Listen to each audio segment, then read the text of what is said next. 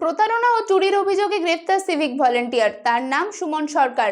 ওই সিভিক ভলেন্টিয়ারের বাড়ি মুর্শিদাবাদের নবগ্রাম এলাকায়। সোমবার রাতে তাকে গ্রেফতার করে বহরমপুর থানার পুলিশ। সে নবগ্রাম থানার একজন কর্মরত সিভিক ভলেন্টিয়ার।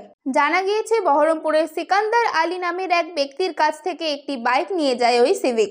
15 দিন হয়ে গেলেও সেই বাইক ফেরত না দেওয়ায় তার নামে থানায় অভিযোগ জানায় ওই ব্যক্তি। পুলিশ সোমবার রাতে তাকে গ্রেফতার করেছে। মঙ্গলবার তাকে আদালতে তোলা হয়। পাশাপাশি সে অনেক লোকের কাছ থেকে টাকা নিয়ে ফেরত দিচ্ছিল না বলেও অভিযোগ। সিভিক ভলেন্টিয়ার্স হয়ে এভাবে প্রতারণা করায় কপালে ভাঁজ পড়েছে পুলিশ প্রশাসনের। সুনিতা, মুর্শিদাবাদের সর্বকালের সেরা এবং ঐতিহাসিক বস্ত্র প্রতিষ্ঠান।